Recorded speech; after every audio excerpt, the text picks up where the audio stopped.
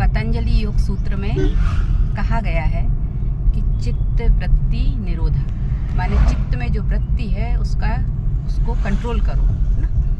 और अष्टावक्र कहते हैं कि तुम मनुष्य अपने को समझते हो तो मन बुद्धि चित्त अहंकार हो, लेकिन जब अपने को आत्मा समझते हो, आत्मज्ञान प्राप्त हो जाता है और सत्य स्वरूप को अपना जानने लगते हो, तो फिर तुम आत्मा में जब टिकते हो तो इन सब से ऊपर हो जाते हो।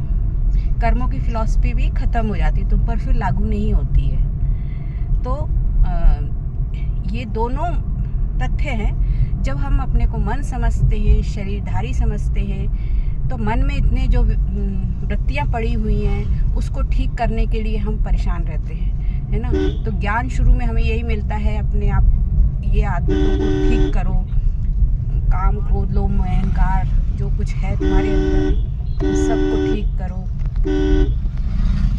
तो वो तो इतना प्रयास करने के बाद भी धीरे धीरे कंट्रोल तो हो जाता है, 70-80% तो कंट्रोल हो जाता है। लेकिन चूंकि वो डीएनए में पड़े हुए हैं संस्कार, तो कभी भी अचानक जैसे कि होता है ना, हवा पानी मिला, बीच परिस्थिति जहाँ मिली तो वो बीच फिर जागृत हो जाता है। तो कितना भी प्रयास किया जाए ये पूरी तरह से खत्म नहीं होते ये बीज, है ना। ये वृत्ति में जो पड़े हुए जन्म जन्म के संस्कार, काम क्रोध लोभ मोह अहंकार ईर्ष्या राग द्वेष आलस वासना, जो वायुमंडल से भी हम रिसीव कर रहे हैं हर पल, तो वो इतनी आसानी से ख़त्म नहीं होते हैं।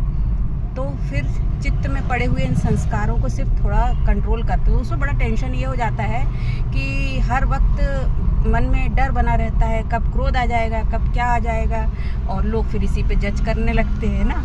लेकिन परमात्मा ज्ञान क्या कहता है, ये दोनों का रास्ता है कि जब आप अपने शुरू में होते हो, मन के वश में होते हो, तो फिर क्या होता है कि आपको यही है कि पहले तो अपने ये जो कड़े कड़े संस्कार हैं इन पे नज़र रखो और इनको ठीक करो, ये वृत्तियों को सुधारो।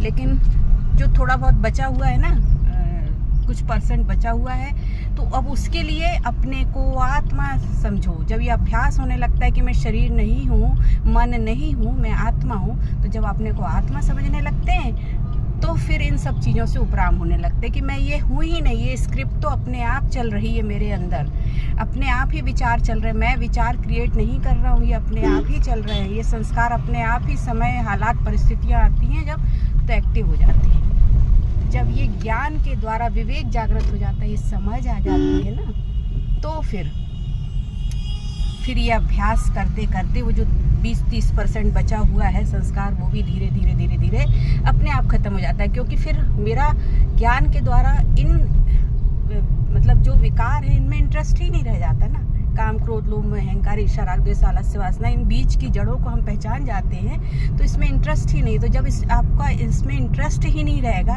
तो धीरे धीरे उससे आपकी दृष्टि जब ऊपर हो जाएगी तो आप उससे बच जाओगे।